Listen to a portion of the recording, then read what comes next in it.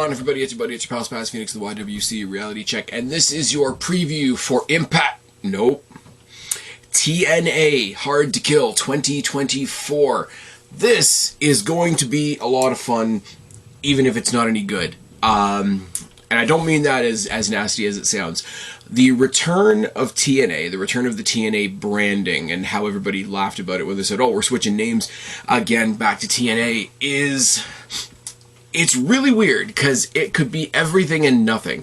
This show could be an entire return to form for TNA. It could be, you know, them going back to the Impact Zone. It could be them coming through the two tubes, you know, bad guys, good guys, because they were the original ones that did that, not AEW, who had a really shit episode of Dynamite last night. Let's just be real about it for a second. We're going to break Darby Allin's neck one day. It could be that. It could be nostalgia. It could be a great way forward. It could be I'm not familiar with the venue. Let me see what the venue actually is. The Palms Casino Resort in Paradise, Nevada. Obviously, it's not a venue I'm familiar with because I live up here in Canada. Oh, yes. But I hope it's a bigger crowd. I put out there a while ago, I hope that TNA can do a show at the Coca-Cola Coliseum up here in Toronto at some point. And for those of you that don't know, Coca-Cola Coliseum is where AEW did their first ever Canada Dynamite. It's also where WWE does their house shows. It's a cool venue. I was there over the holidays for the WWE holiday house show thing. There's so many people I have to get out of the habit of saying Impact now, in TNA, that I want to see get a bigger stage. This is why, even though I would have much rather she come to WWE, I'll be honest, it's why I'm really happy for Deonna Purrazzo, because regardless of the company, regardless of what I think about AEW, Deonna Purrazzo is fucking awesome, and she deserves a bigger crowd, and she's going to get it, and that's awesome. Now, this could just be another Impact show with a fresh coat of paint and a new logo. Also, there is that element of it, and I don't know. The fact that could happen makes me more happy that it's not going to happen, because if we go into this and it's awesome, then we have gotten over the first hurdle, and the first hurdle being the possibility that we could go and watch the show and nothing's different. If that makes any sense. I'm really jazzed for it. It was everything I could do to not go out and immediately be a mark and get a TNA is fucking back t-shirt, which I probably will eventually. Let's be real for a second.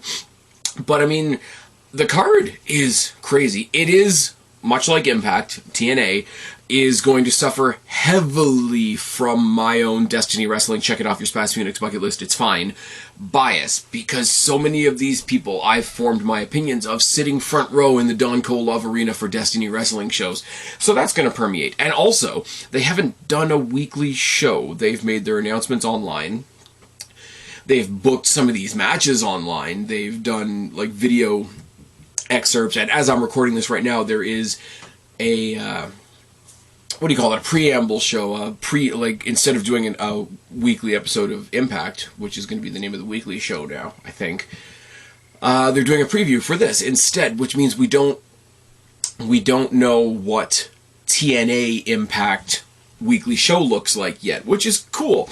You can kick that off on the pay-per-view, and then the following week they're doing the Snake Eyes show the next day, which is just, as far as I know, it's the next couple of rounds of tapings for the weekly shows. So I think keeping what the new TNA arena is going to look like secret and saving it for the pay-per-view is a good idea. But it means we haven't had a weekly episode of TNA/Impact for a while, since Final Resolution, I think, because there was, you know, all the typical stuff that they do. Let's wind down for the year, highlights for the year, and then wind up, let's preview the new year, and oh, by the way, we're going to be TNA again, so let's go through all these old TNA memories, which again is awesome, but it means I haven't had much to go on as far as weekly programming to preview this. So it's going to be a whole lot of, here's these people, I like some of them, here's what I want to win.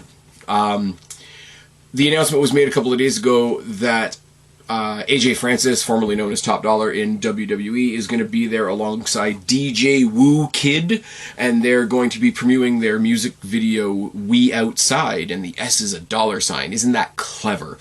I'm not gonna lie, AJ Francis, from what we've seen on social media, from what we've seen from his like charity stuff, whatever, seems like a really cool dude. So if he breaks up his musical performance and ends up having an impromptu match against, I don't know, Shark Boy or something stupid like that, I wouldn't mind that in the slightest. I'm not gonna spend too much time on the one of the selling points of this show is like, you're never gonna believe who's showing up, because it was teased last year that potentially joining TNA would have been Will Ospreay, and I think that would have been awesome. I'm really late to the game on Will Ospreay, I'll admit that. Never saw him in New Japan because I don't watch New Japan. Never saw him in other places that he's been because I don't watch other places that he's been. He came in to AEW. You guys know what I think about AEW. You guys know what I think of Kenny Omega, but Ospreay Omega that I got to see live in Toronto last year was probably one of the best matches I saw last year. So, want to see more of him, in general. I thought it would have been a really cool shot in the arm for TNA, who's the definite third brand in this whole equation. If they had been able to pick up somebody like a Will Ospreay, I thought that would have been really cool. And there's more people I want to see him. I want to see, like, Will Ospreay versus Crazy Steve. What the fuck does that look like? Now, over in AEW, that means we're probably going to get Will Ospreay versus Darby Allin at some point if Tony Khan's goons don't kill him like they almost did this week. I would have wanted to see, Will Ospreay versus Kazarian would have been awesome. Will Ospreay versus Eric Young, etc., etc. It's the same as with Deonna Purrazzo. I would have loved to see her in WWE because there's a bunch of women I would love to see her go up against in WWE. Still happy for her success. Still happy for her place in AEW. Good for her. Good luck being part of that women's division, but it is what it is. So Will Ospreay would have been a cool thing. Would have been a really cool thing to happen on this show. If you're going to market your show based on, can you believe who's showing up tonight? Will Ospreay would have been one of them. I can admit that. Got to remember, Impact Wrestling is what got me into Jay White for the first time. It wasn't ROH. It wasn't New Japan. It was Impact Wrestling's version of the Bullet Club, who we're going to talk about later. That got me into somebody like a Jay White. So if Jay White wasn't in AEW, I would have said that would have been a great signing. Now, where it gets interesting is Mercedes Moné, because I don't think they have the money that she's stretching her fingers out for. I really don't. I could be completely wrong, however. I think that her going to TNA would solve a great dilemma of mine. Because the Mercedes Moné thing, if she goes to AEW, she'll get there and she'll be put into the shuffle and people will get sick of her, and people in AEW that have people that they like will get sick of Sasha Banks the same way I got sick of Sasha Banks in WWE when all of my favorites were getting buried, etc. But the thing about it is AEW and the AEW fans and the type of people that are AEW fans, they think it's a win. They think it's a win. And I don't really know what to say about that other than Cody came back, Punk came back, Pillman Jr. came over, Nathan Frazier came over, your biggest women's project ever in Jade Cargill came over, Andrade wants to come back, Black wants to come back, Miro wants to come back. If you want Sasha Banks and we get all them back, cool. If Sasha Banks had re-signed with WWE, it would have been twofold for me. It wouldn't have been, I'm happy that she's back. It would have been a really sinister sort of schadenfreude, I don't want her, but I'm happy that you didn't get what you wanted. Because I am going to be that guy this year. I just am. But then it would have been, oh, she's back, which means everybody... Let's be real for a second. The fans would demand it, and WWE would be stupid enough to give it to them. If Sasha Banks came back to WWE, they would have Sasha Banks bury Rhea Ripley, and that's the stupidest thing in the world. Now, here's the thing. If it's Mercedes Moné showing up in TNA, solves both my problems, because AEW fans don't get what they want, which makes me happy, and I don't have to put up with her on WWE, which makes me happy. And whether I like her or not, she's a big name, and it would bring her rabid sort of cultish fan base to TNA, which will do good for them, and that will make me happy. So if it's Mercedes Moné, if it's not her, I don't know, unless there's some big name from New Japan that I'm not familiar with, and I don't want to speculate, and I don't want to be disrespectful, because I'd be speaking out of turn. I'd be speaking off my own field, so to speak. I would have loved it to be Ospreay. It would be interesting if it was Mercedes Moné. I don't know. I don't, like, it's not going to be something stupid like TNA just signed Brock Lesnar. Although that would be hilarious, because I think I want to see Brock Lesnar versus Josh Alexander, if I'm totally honest with you, or Brock Lesnar versus Moose. I'm talking myself into that now. All right. Anyways, enough of that. I don't know. Please, like I said, I'm putting this up a day or two in advance. Put it down in the box below. I'd love to know. For those of you that watch more companies than I do, who do you think it is going to be? Who would you like it to be? And whoever you name, tell me a bit about them if it's not somebody that I'm going to know. The belts have come out this week, and the belts look really cool. It's kind of a little bit of a risky thing to have like your actual belt plate design with another couple of different colors on top of the gold. I think some people are not going to like that. I like them. I like the rollouts. I think they're really good. I think the Digital Media Championship doesn't need to exist.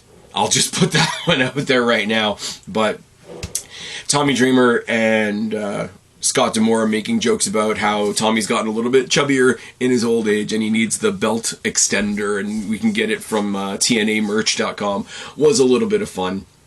Everybody, this is what I say, like, weekly shows haven't been a thing, so all the presentations of the new belts to Alex Shelley and Chris Sabin and to ABC and to Trinity, I almost called her Naomi, and Tommy Dreamer and all that. That's been a really cool thing to just sort of see peter out throughout the week. You gotta believe if they were doing weekly programming that it just would have been one massive show. Or, conversely, they could have saved it till the night and after each title match present the winner of the match with that new belt. But for somebody specifically that I'm going to talk about in a minute, that would have meant they never got to hold that title before they potentially leave. And they were here, they got the company just over the finish line and never got to touch the new belt. That would be kind of unfortunate. So even if they're going to lose their titles on Saturday, they got to carry the new belts to the ring at least once. I think not having the weekly programming, and I'm going to come back to that a couple of times, I think it was a really cool,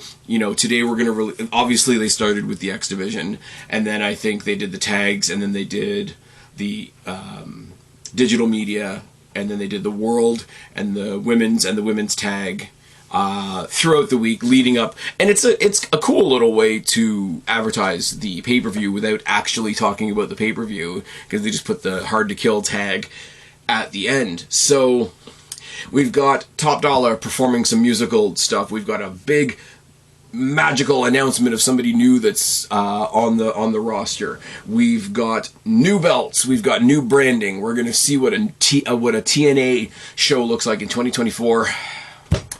I guess the only thing left is to talk about the card, and some of these are going to be quick and some of them are not. You guys know me. Rich Swann versus Steve Maclin is the first match on the pre-show. Steve Maclin is Punisher and Rich Swann is a fun guy, so either Rich Swann's going to die or he's going to sneak out with a win over the big bad evil Punisher looking dude. I like Rich Swann. Rich Swann, for the first time of many times, I'm going to say this tonight, I've gotten to see Rich Swann at Destiny. I've gotten to see Rich Swann sitting in the front row doing like some of the most incredible acrobatic matches that I could imagine. Even when he wasn't particularly my guy, he sort of started winning me over. Steve Maclin, I like the Punisher.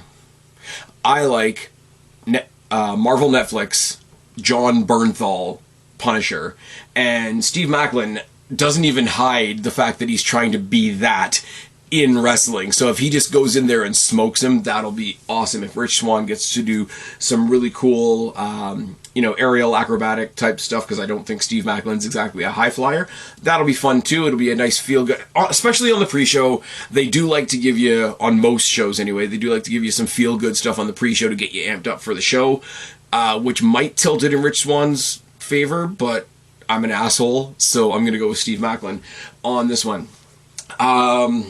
leading into the holidays, I wasn't watching a whole lot of the weekly stuff when there was weekly stuff happening, so I don't know why Eddie Edwards and Brian Myers are now a team with Alicia Edwards in their corner, but I think it's more for the fact that they're taking on the TNA originals, Eric Young and Frankie Kazarian, in a straight-up tag team match.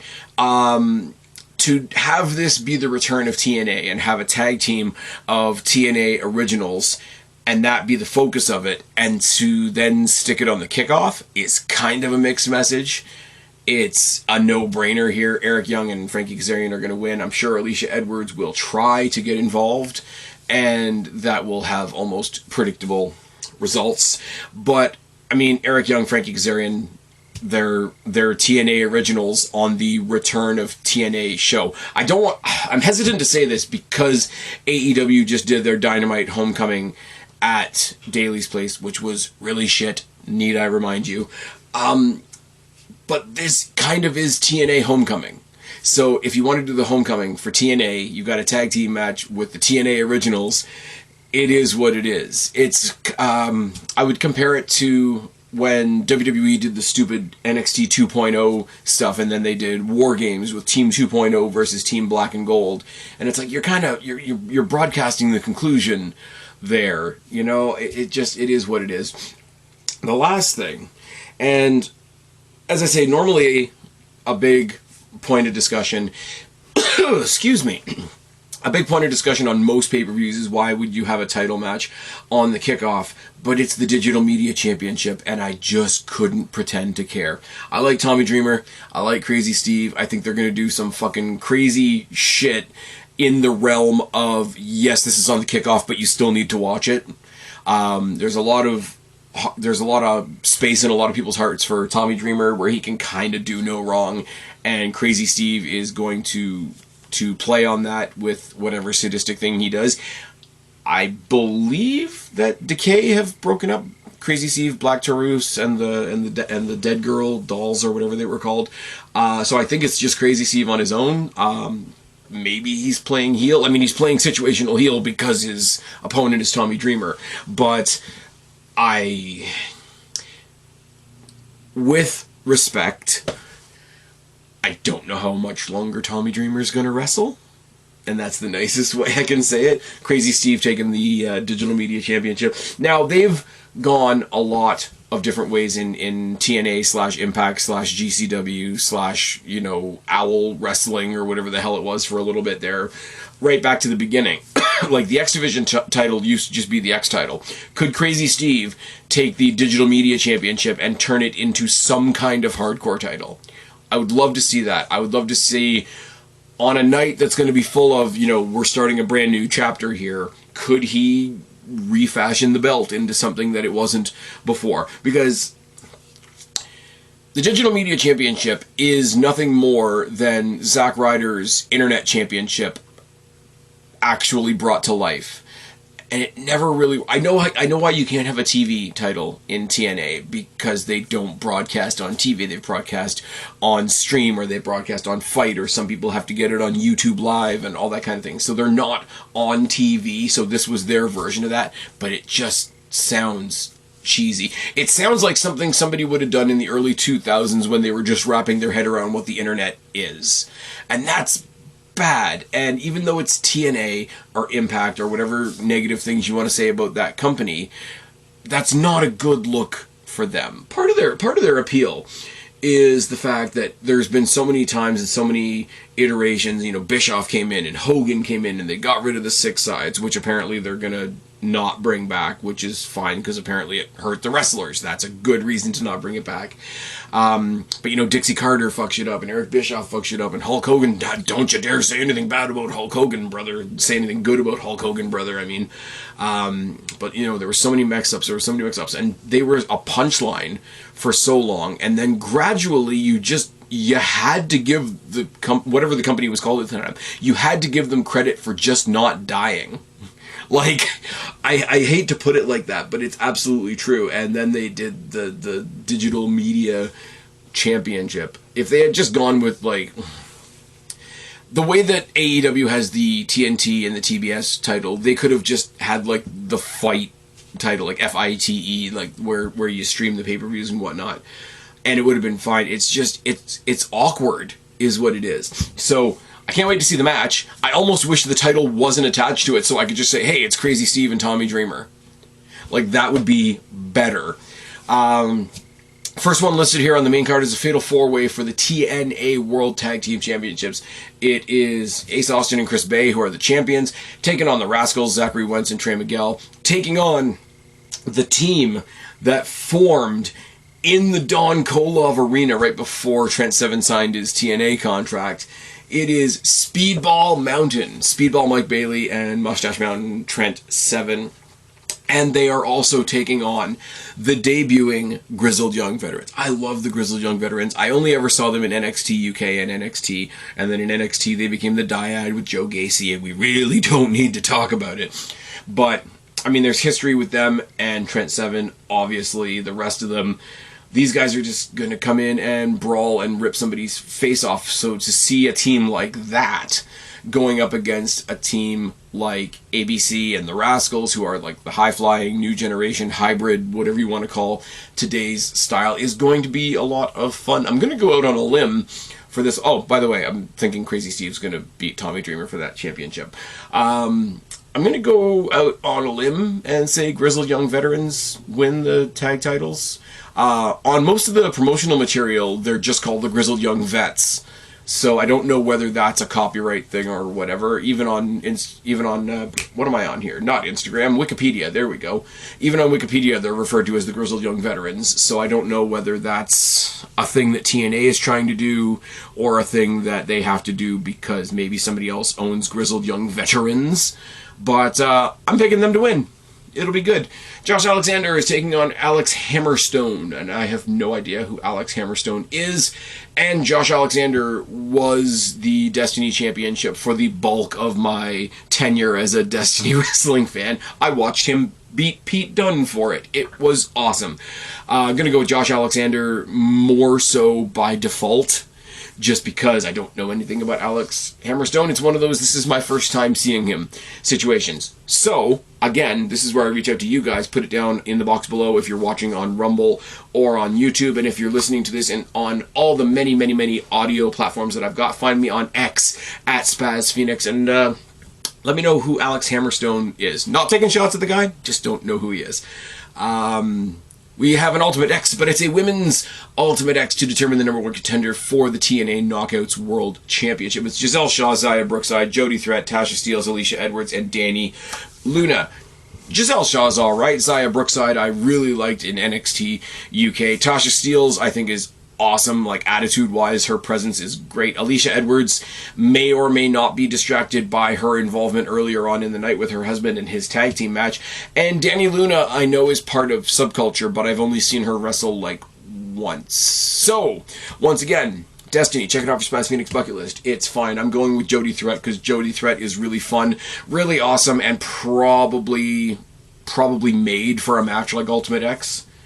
I really like Jody Threat. I do. You may have seen her back when Dark and Dark Elevation were a thing and AEW came to Toronto. She was in a couple of Dark Elevation matches along with Alexia Nicole, another standard bearer at Destiny Wrestling right now. If you haven't seen Alexia Nicole, the Bionic Woman, check her out. She's fucking awesome. No dig at anybody else in the match. Like I say, Xia Brookside, be cool to see her get something. Tasha Steelz, Alicia Edwards, Danny Luna. I'd love to see any of them, realistically. But, I mean, bias kicks in, and I'm going to go with Jody Threat. It is what it is. I don't know why this is happening. Dirty Dango with Alpha Bravo and Oleg Pudrius are taking on PCO. Now, Dirty Dango is Fandango, or is Johnny Curtis. He's like slimy scumbag guy. He is like proto Lexus King, unless something drastically has changed since the last time I saw him. Don't know who Alpha Bravo is. As I say, I need to do a better job at keeping up with things. But Oleg Prudius, for those of you that don't know, is the former Vladimir Kozlov and the dude is fucking huge, and the fact that he's in the corner of Fandango makes me laugh. Now Dirty Dango's gonna come out there, be a slimy asshole, do all of his slimy asshole things, and then PCO's gonna PCO all over him, and I go to my cut and paste response for a PCO match. It's gonna be hardcore, whether it's marketed as hardcore or not, and I love the fact that wrestling has a genuine Frankenstein character. That's a thing. When they did the thing on NXT with Von Wagner, when he had his head all busted up and shit, it's like, oh, are we going to rebuild him? Is he going to have bolts in his neck? Are they going to bring him back at Halloween Havoc as a Frankenstein character? And I just said, well, no. TNA has wrestling's Frankenstein. They just do, and it's awesome. It shouldn't work. This is why wrestling's awesome. It absolutely shouldn't work, but it does. You know what else works? If you want to talk about TNA, you want to talk about history, you want to talk about history of TNA, it starts and ends with the X Division Championship. X Division Championship currently held by Chris Sabin, being defended in a triple threat match. And they've even said it this week, the most famous match, or the most loved match, or the favorite match of all time of anybody that follows TNA is that one triple threat match that we all know about, or at least we think we all know about, AJ Styles, Christopher Daniels, Samoa Joe. Now, what I think about AEW aside, congratulations to Samoa Joe. He's the new AEW champion. Let's see what he does with that. Unfortunately, they're sticking him with Hangman Page, which nobody really wants, or it's not good. Hangman Page isn't good. He's just not. Like, he's got a match next week again, defending that title against Hook, and I'm more interested in that than I am against Hangman Page. But I'm even more interested in Seth Rollins versus Jinder Mahal, just to piss off Tony Khan and his weird Twitter tirades. Jinder Mahal and Seth Rollins actually has history because they were in the finals of the very first tournament to crown the very first NXT champion. So long-term storytelling, Tony. Look it up. And while you're looking it up, try to put more than one women's match on the card. Chris Sabin defending against El Hijo del Vikingo, who I only know because of AEW, I'll be fair, who's awesome, high-flying, crazy guy, kind of looks like he's from Game of Thrones, but that's okay. And one of the first announced signings after TNA became TNA, and that's Kushida. I really like Kushida. I liked him in TNA, or sorry, I liked him in NXT. I liked him. I'm trying to think of whether they ever did him on the main roster or not. They teamed him up for one night only on NXT with Alex Shelley to be the time splitters, and that was kind of cool. I like his whole Back to the Future gimmick, but I also like the fact that he never really talks about the fact that he's dressed like Marty McFly. I think that's kind of awesome. I think the three of these in a triple threat for the X Division Championship, with everything that championship symbolizes, is going to be fucking insane. And it goes without saying, it's heavily in the lead for probably one of the matches of the night. Let's just be real for a second. I don't know what we do here. I don't know who Vikingo is technically signed with. Is he with AAA? Is he with AEW? Has he signed with TNA and I just haven't seen it? Because I don't think Chris Sabin is another TNA original, and they want to glorify them, I'm sure. But I don't think Chris Sabin, who's now I think on his 10th X Division title run, I don't think he needs to hold it for long. I think it'll be a cool thing, once again, with the whole turning of the pages thing, a new chapter in the history of TNA. I think it would be cool for somebody like a Chris Sabin to be the one to anoint the next, the next generation of X Division talent. Kind of like Rey Mysterio coming into NXT and giving Dragon Lee his blessing as like the future of Lucha Libre. Chris Sabin could have a very cool role here on Saturday, sort of crowning like the next generation of X Division talent. I like Kushida. Kushida's a lot of fun, so I'll go with the fun guy. But if they put it on Vikingo, like, more power to him. And again, I'll say they didn't do very much with it when Kenny held the TNA championship a while ago, just because it was like part of his collection and it was really stupid. But if El Hijo del Vikingo shows up on an episode of Dynamite with the X Division championship, and it gives them a chance to actually talk about TNA or the return of TNA or whatever on their platform. That would be a really nice, cool make good for how you basically used TNA's world title not too long ago. Not like Kenny Omega needed it, did he? He didn't. He really didn't. Now, here's an interesting one. Here's an interesting one for the TNA Knockouts World Championship. It's Trinity versus Jordynne Grace. Heavily, heavily shadowed over by the rumors that Trinity's contract was limited in TNA, or her contract is already up and she's doing one more match, combined with the rumors that she might be back for the Rumble. So I'm predicting, you guys know me, I'm not gonna, I don't shade away from it. I've never been the biggest fan of Naomi. I think she was in a tag team with Sasha Banks. I genuinely do not like Sasha Banks, but she was even the Matt Hardy to Sasha Banks, and that's not a good thing, is it? That being said, she's a hell of an athlete. A lot of people love her. She's got a hell of a following. Respect her for that. She just doesn't do anything for me personally. Now, the other side of the coin is Jordynne Grace, who, as a physical specimen, is fucking out of this world, and she would probably crunch me up into a tiny little ball and stow me safely in the overhead compartment. That's fine. I have no problem admitting that. But she's been champion, and she's been in the running for a bunch of the dude titles on TNA as well, which is fine. They do that. They do the crossover. They do the co-ed wrestling thing on TNA, and I think that's genuinely great. Don't get me wrong. But I think Trinity dropping it to Jordynne Grace is like, oh, so Jordan's got it now. All right, cool.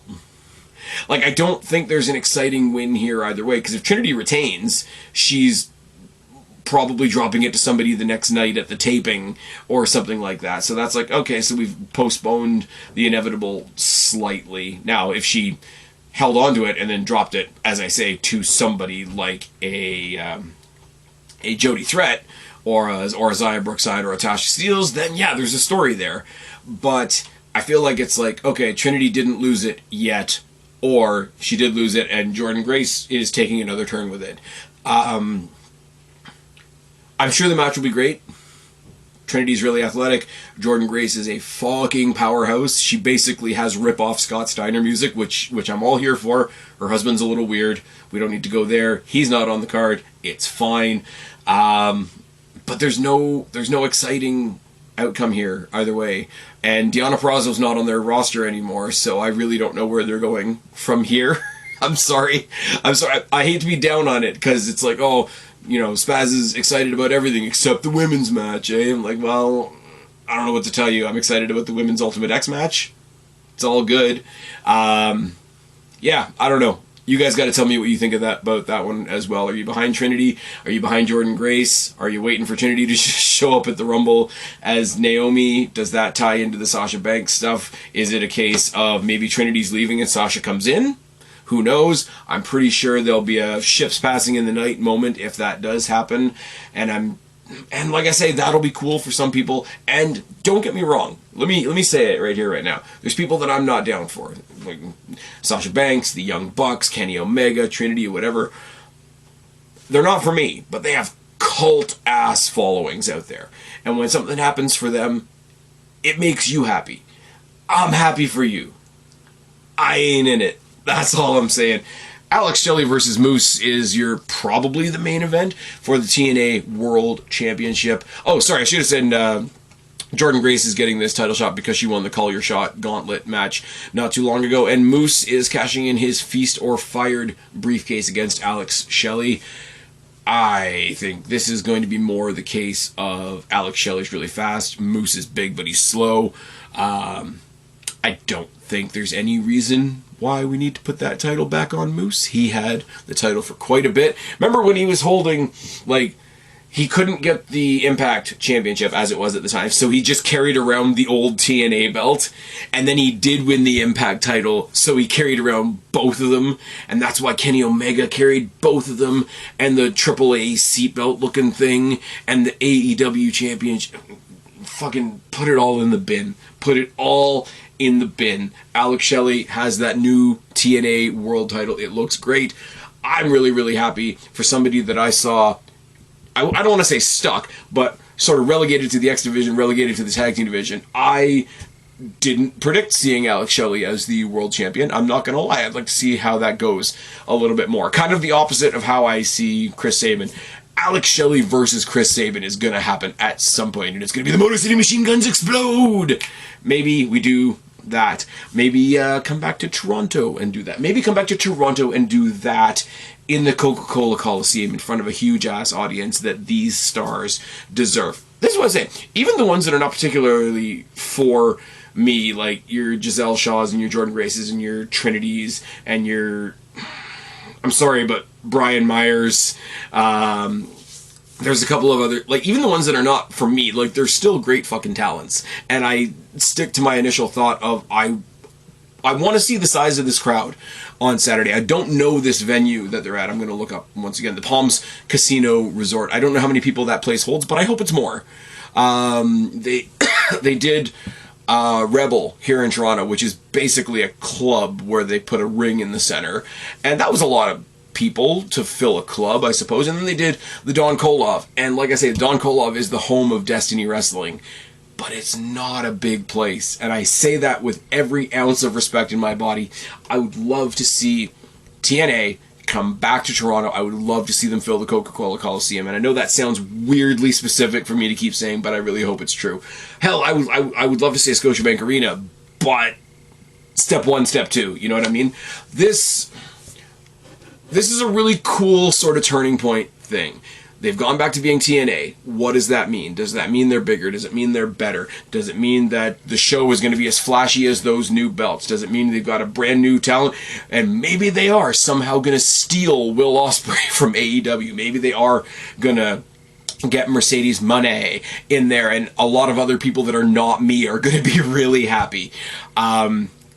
Like I say, there's that one sliver of doubt that it could just be another Impact show with a new logo slapped on it. But when it's not that, it'll be fucking awesome. I'll be watching on Saturday. I'll be following it on social media on Saturday. You guys can follow me on X or on Instagram at Spaz Phoenix. I really, really hope you do. If you like this video, and if you want me to do more TNA related stuff now that TNA is back, I'd love to hear that feedback as well, because I sort of was in and out with the Impact stuff, but TNA being back and the feeling being back and basically getting everything back but the six-sided ring, which is entirely understandable, is awesome. And if there's excitement for it and if there's interest in it on this channel, I will do it. Because, I mean, we've got WWE, but we really do need an alternative, don't we?